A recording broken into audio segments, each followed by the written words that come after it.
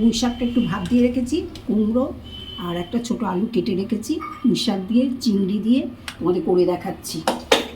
এই যে প্রথমে শুকনো লঙ্কা ফোড়ন দিলাম,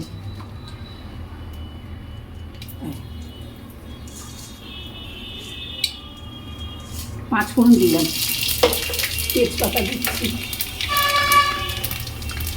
দিচ্ছি,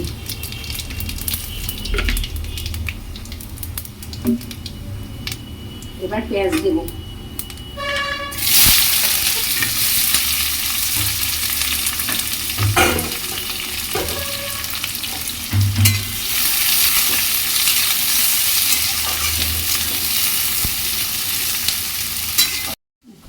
এই যে পেঁয়াজটা ভাজা হয়ে গেছে।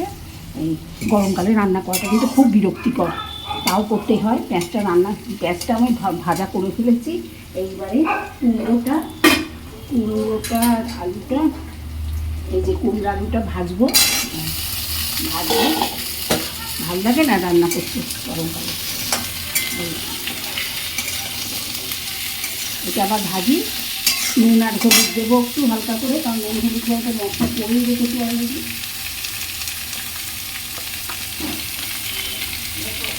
নুন হলুদ দিলাম।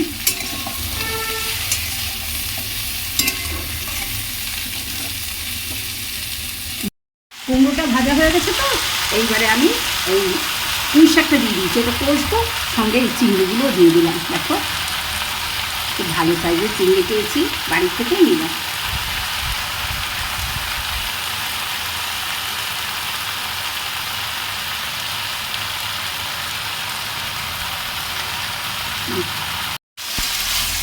চিংড়ি মাছ আমি ভাপ দিই না, এই চিংড়ি মাছ সাধারণত কাঁচাই দিয়ে দিই, কোনো অসুবিধে হয় না, সুন্দর লাগে খেতে। এইভাবে করবে, দেখবে খুব ভালো লাগবে। আর আমি এই দেখো একটা মশলা করেছি, 1 চামচ জিরে গুঁড়ো দিয়েছি, আর একটু হলুদ দিয়েছি, নুন দিয়েছি, হ্যাঁ, দিয়ে একটা মশলা করে রেখেছি, একটু ধনের গুঁড়ো দিয়েছি অল্প। আমি না এতে সর্ষে দিই না, সাধারণত সবাই সর্ষে দেয়। সর্ষেতে যাদের অ্যাসিড হয় এইভাবে জিরে গুঁড়ো দিয়ে করবে, তাহলে একদম অ্যাসিড হবে না। দিয়ে দিলাম মশলাটা। হ্যাঁ, তোমরা জিরে গুঁড়ো ধনের গুঁড়ো দিয়ে করবে এই পুঁই শাকের এই ছ্যাঁচড়াটা, এমনি আস্বাদ হবে। কিন্তু সর্ষেটা দিলে সহ্য করতে পারে না অনেকে, তার মধ্যে দুঃসহ্য গরম অসহ্য।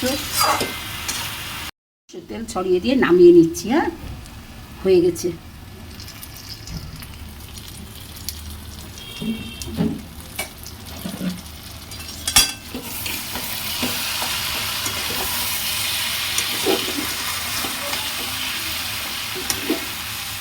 নামিয়ে নিয়ে তোমাদের দেখাবো কেমন দেখতে হলো।